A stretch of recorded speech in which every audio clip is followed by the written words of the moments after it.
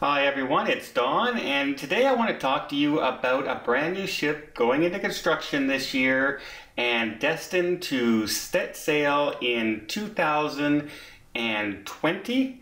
And tickets are actually going to be going on sale later on this year in the fall. And the reason this ship is a little different, it's not a cruise line that we normally think about in the American and Canadian markets.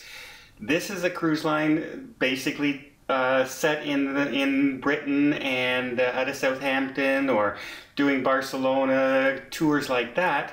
And what makes this ship so exciting is that it's going to be the largest ship specifically built for the British market.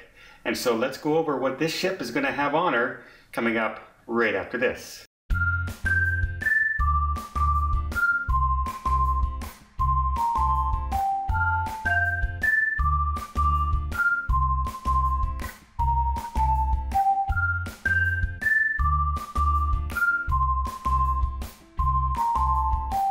So this cruise ship is being built by P&O Cruise Line, which are quite well known for having smaller ships and being able to get into smaller ports that the big cruise ships can't get into.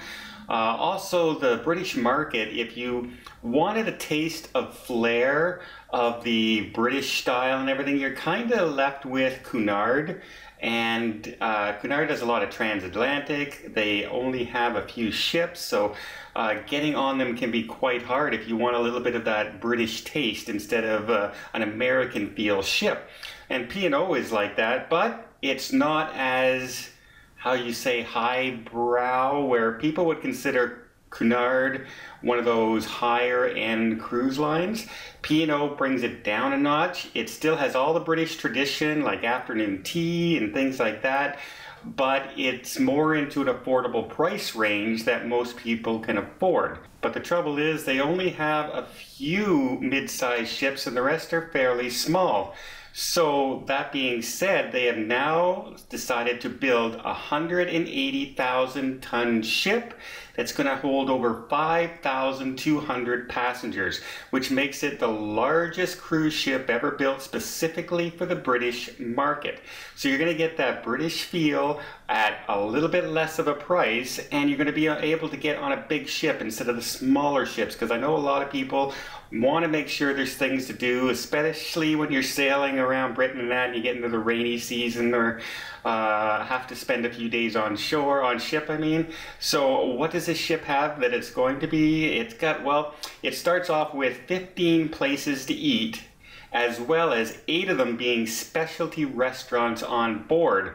It's also got 10 bars, it's got 16 whirlpools, it's got 4 full-size pools, including one that is covered in case it gets cold. It's going to have 8 separate places where you can have breakfast. And if you know, on most cruise ships, you've got only a few places you can go for breakfast sometimes. Sometimes they only allow you to go into the buffet on some ships. So it's really good to have that kind of choice. They're going to have 4 places you can have afternoon tea.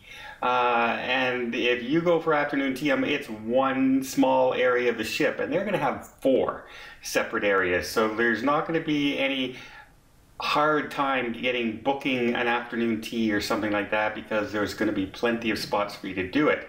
It's also got 8 coffee houses, so if you're not into tea and you're a coffee drinker, they're going to have 8 separate areas to get specialty coffees. So this ship sounds like they're catering to both the British and the American Canadian markets. So you're going to get a little bit of that British tradition, yet you're still going to be able to get the comforts of the American food.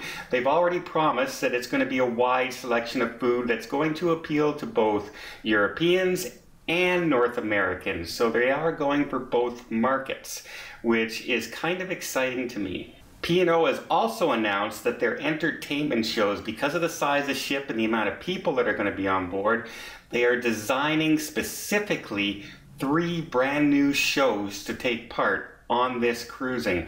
So it's going to be brand new for them. If you've been on P&O before and you notice that some of the shows are a little bit on the smaller scale, well, we might be in for a big surprise, because they are planning to make this their flagship and an all-out production in their stage shows. So I can't wait to see that. They also promise not just a couple, but numerous adult-only entertainment venues on the ship.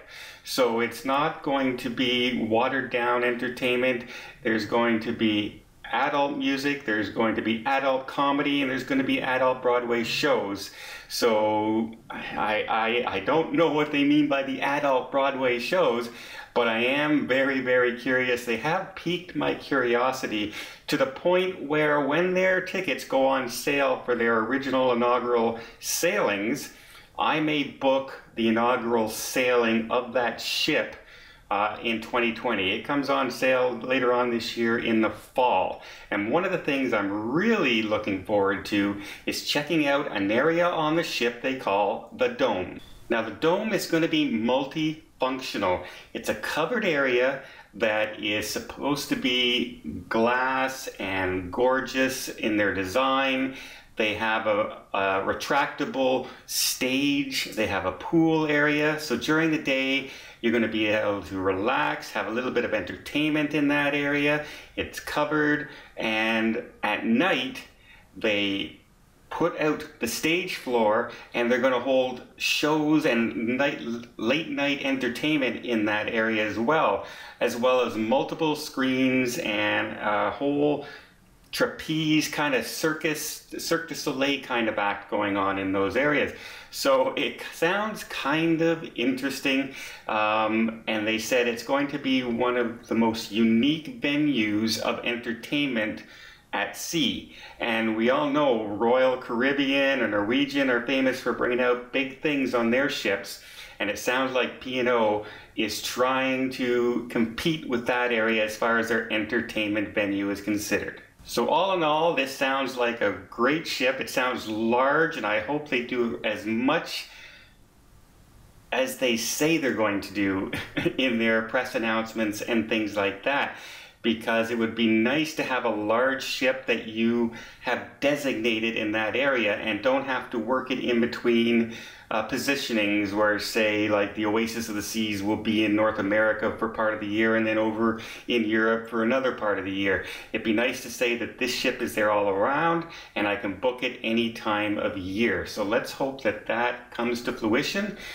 P&O has a good reputation for food, a good reputation for keeping their guests happy, and not at a breaking point in the price range. So let's see what happens with this new ship.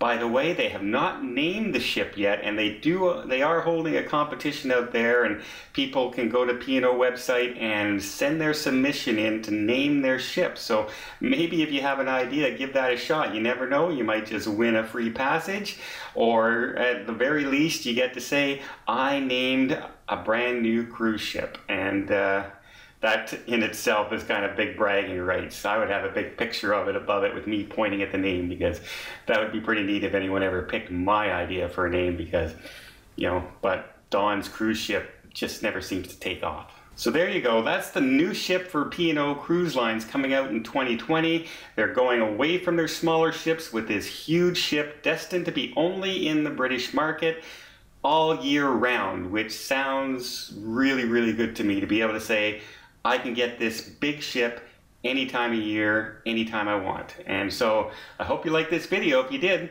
please give it a thumbs up. If you want to see more videos and more cruising tips, don't forget to hit that subscribe button. Until next time, everybody have a safe and a great vacation.